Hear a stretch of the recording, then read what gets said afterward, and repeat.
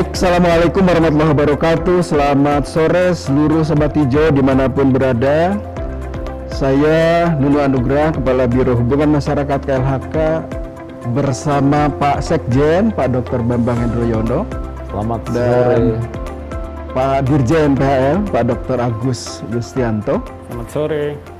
Sore ini Pak Sekjen dan Pak Agus kita akan bincang sedikit begitu ya, mengupas bagaimana tentang sawit dalam konteks regulasi kehutanan tentunya. Oleh karena itu ada beberapa hal yang akan saya tanyakan kepada Pak Sekjen, terutama di aspek regulasi, kemudian nanti ke Pak Dirjen PHL ya, mengenai wacana yang menguat kira-kira sawit itu menjadi tanaman hutan atau bagaimana begitu ya. Pro kontra itu mungkin perlu dijelaskan kepada Sobat Hijau semua. Untuk pertama Pak Sekjen, mohon dijelaskan kepada kita semua mengenai aspek regulasi sawit dalam tatanan kelola regulasi kehutanan. Silakan Pak. Baik, terima kasih Pak Nunu, Kepala Biro Humas. Assalamualaikum warahmatullahi wabarakatuh. Selamat sore. Jadi bicara tentang perkebunan kelapa sawit, tentunya kita semua tahu komoditas kelapa sawit ini menjadi andalan pemerintah dalam kaitannya dengan peningkatan nilai ekspor. Nah, dalam kaitan kebijakan kehutanan, tentunya kita harus melihat Undang-Undang 41 tahun 99 tentang kehutanan. Dan jelas komitmen kehutanan sejak 99, sejak undang-undang ini ada, kita mengenal yang namanya kawasan hutan itu ada hutan lindung, ada hutan produksi, dan ada hutan konservasi. Nah, yang kita bicarakan sekarang ini terkait dengan hutan produksi sebenarnya.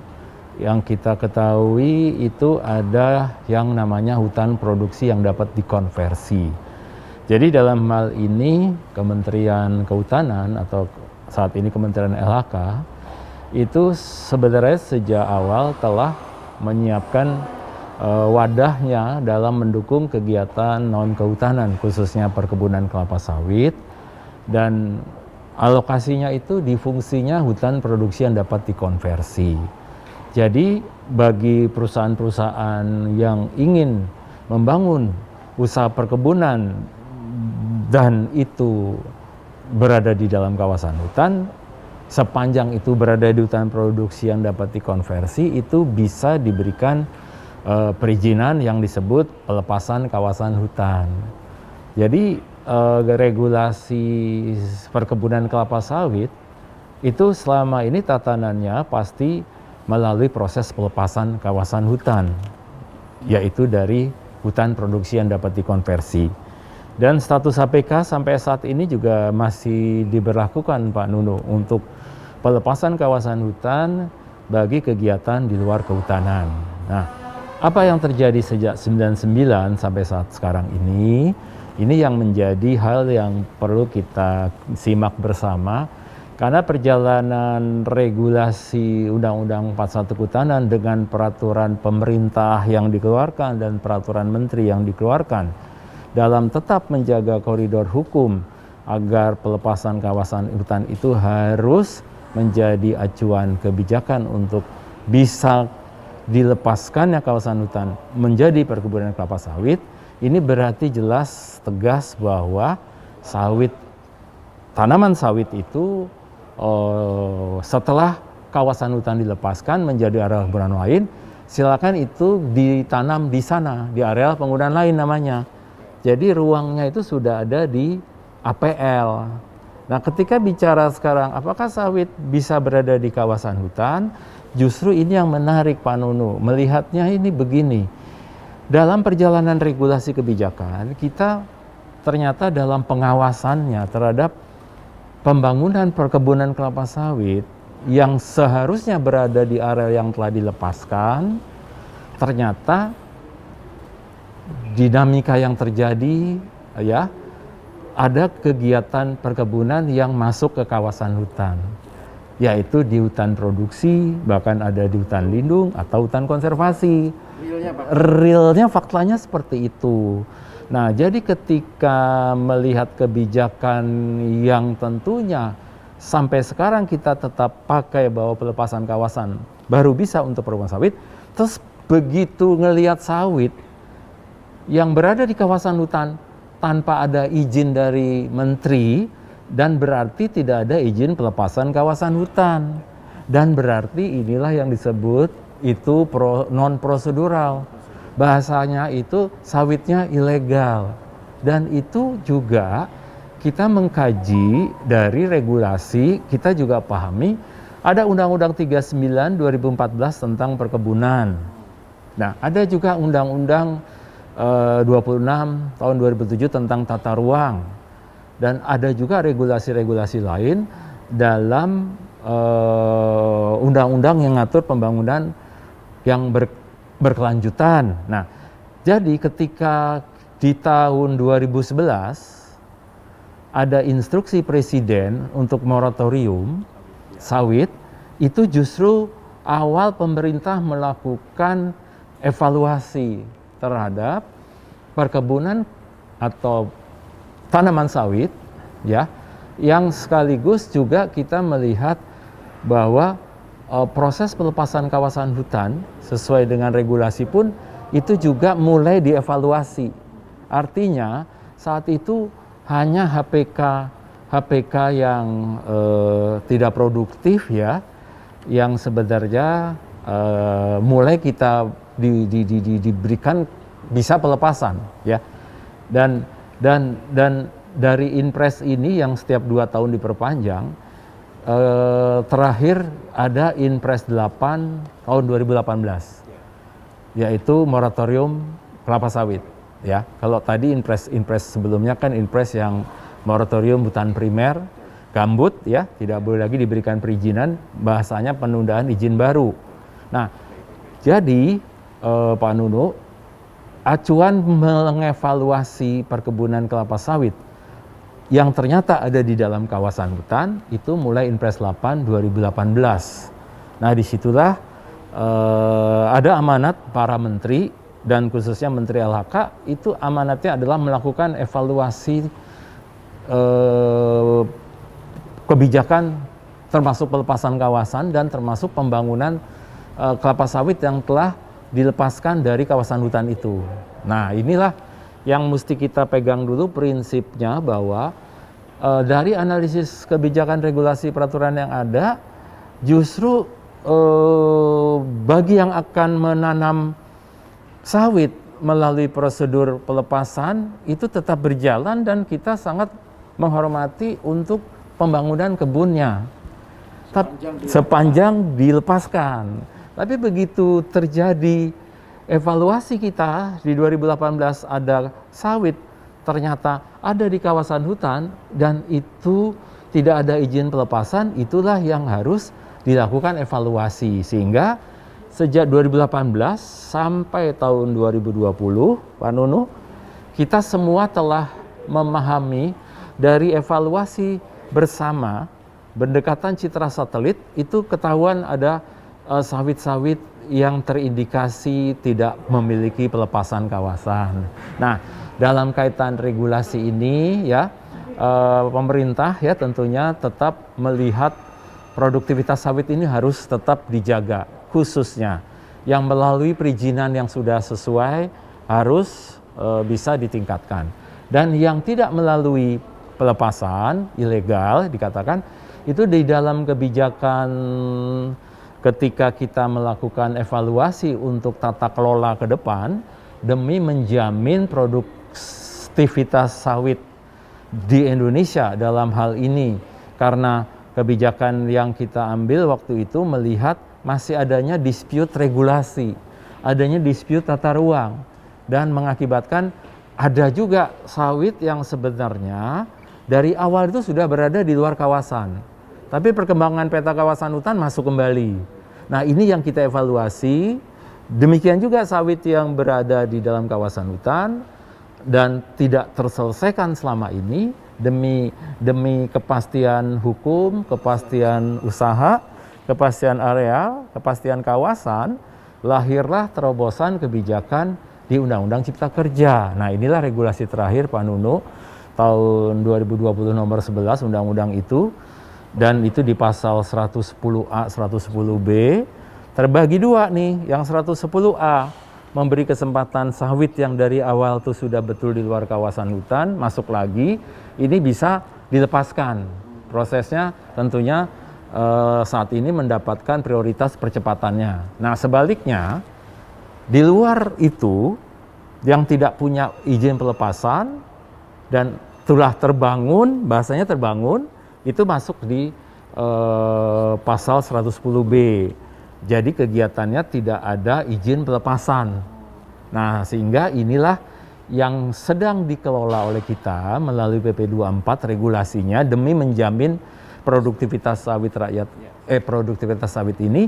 Dan sekarang kita sedang mengevaluasi sawit-sawit ini dengan penekanan kebijakannya adalah ultimum remedium, mendahulukan administrasi, kemudian pidana. Jadi produktivitas sawit tetap kita jaga melalui sanksi administrasi dengan memberikan denda terhadap kegiatan yang tidak ada izin sejak awal, dan itu dihitung luasannya dan kemudian jangka waktu, dan kita ada perhitungan yang harus dibayar denda administrasi selama masa dia membuka tanpa izin. Nah, nanti dalam pengelolaannya mungkin Pak Agus bisa menambahkan, setelah mereka membayar denda administrasi perusahaan ini, itu kemudian secara regulasinya mereka mendapatkan persetujuan penggunaan kawasan hutan. Jadi bukan pelepasan. Jadi sawit tetap berjalan sampai 1 daur 25 tahun. Di hutan produksi boleh. Intinya begini, persetujuan penggunaan kawasan hutan untuk jalannya sawit di kawasan hutan itu diberikan 1 daur. Nah, selama 1 daur itu ada proses yang disebut jangka benah. Nah, disinilah sebenarnya awal dari pemahaman kita bahwa sampai hari ini produktivitas sawit itu di kawasan jalan, tapi bukan berarti jadinya sawit itu merupakan tanaman hutan. Nah, kata kuncinya sebenarnya di situ. Jadi dari sisi regulasi yang terakhir di Undang-Undang CK dengan PP 24, sebenarnya kita ingin tetap menjaga produktivitas sawit, baik itu swasta atau rakyat di dalam kawasan hutan, khususnya hutan produksi, itu diberikan akhirnya persetujuan penggunaan kawasan hutan untuk swasta, persetujuan perhutanan sosial untuk masyarakat, dengan kategori memang kalau masyarakat itu 5 hektar masing-masing, dan mereka 5 tahun betul-betul ada di situ. Sementara kalau lebih dari 5 hektar itu kategorinya adalah swasta, dan dia kena denda administrasi. Tapi kalau masyarakatnya tidak kena. Nah, disitulah persoalan sawit di dalam kawasan hutan. Dalam kacamata kita melihatnya, memang sekarang dia setelah bayar denda dapat akses legal, itu jadi legal. Legal usahanya untuk sawit yang diberi kesempatan 1 daur, tapi jangka benahnya mereka harus melakukan penanaman. Nah, itu dari regulasinya. Nah, untuk teknisnya nanti Pak Dirjen PAL karena melihatnya secara luas dan siapa-siapa saja di dalam hutan produksi itu, lebih ke potret, silakan Pak Dirjen nanti membantu menjelaskan. Baik, begitu Pak. Pak Nunu regulasinya. Terima kasih. Pak Septia, terima kasih. Saya kira sudah cukup clear begitu ya, cukup panjang historinya Pak Dirjen. Tadi disampaikan posisi KLHK gitu ya, dari regulasi awal hingga akhir, dengan landasan Undang-Undang Cipta Kerja dan peraturan pelaksanaan turunannya begitu. Ada yang disebut jangka benah. Nah, Pak Dirjen mohon juga bisa merespon dan menyampaikan kepada Sobat Hijau semua mengenai wacana yang menguat akhir-akhir ini, Pak Dirjen. Mohon Pak Dirjen bisa mengenlight kita semua. Terima kasih Pak Karohumas. Assalamualaikum warahmatullahi wabarakatuh.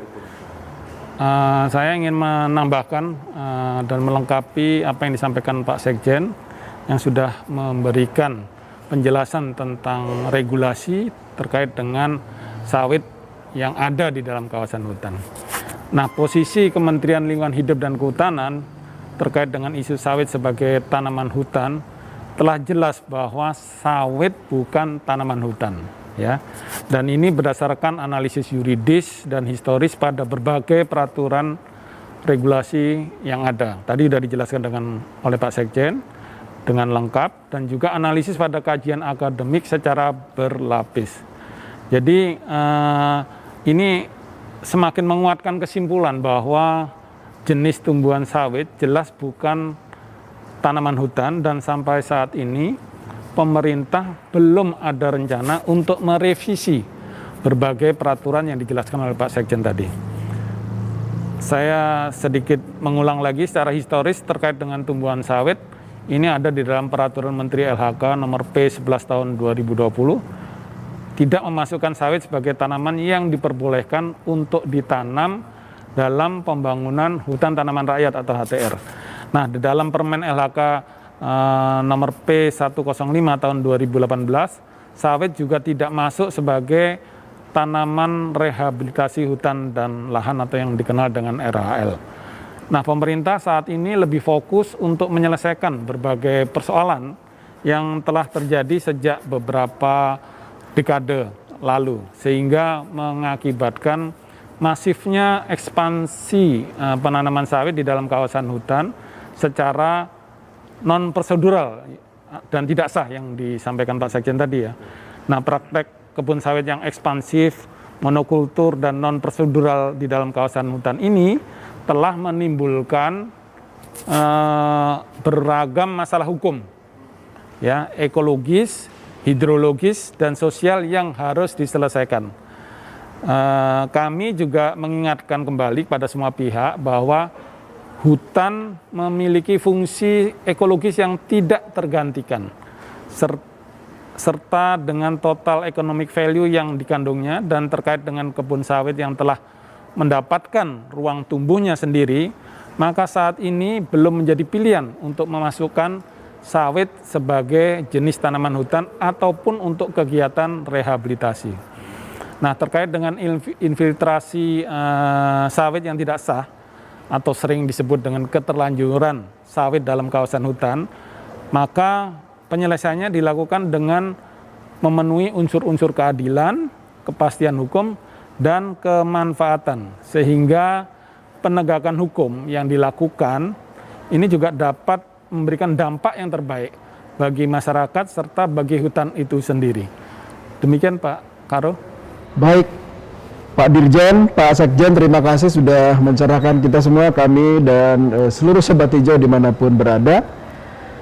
Sobat Hijau, itu kira-kira penegasan dari Kementerian Lingkungan Hidup dan Kehutanan melalui Sekretaris Jenderal Kementerian Lingkungan Hidup dan Kehutanan, Direktur Jenderal Pengelolaan Hutan Lestari, mengenai wacana yang menguat akhir-akhir ini tentang sawit sebagai tanaman hutan. Kira-kira sudah jelas semua. Terima kasih Pak Dirjen, Pak Sekjen. Sampai ketemu di tematik yang lain. Beri salam untuk Sobat Hijau kita semua. Assalamualaikum warahmatullahi wabarakatuh. Selamat sore, sampai jumpa di edisi dan tematik yang lain.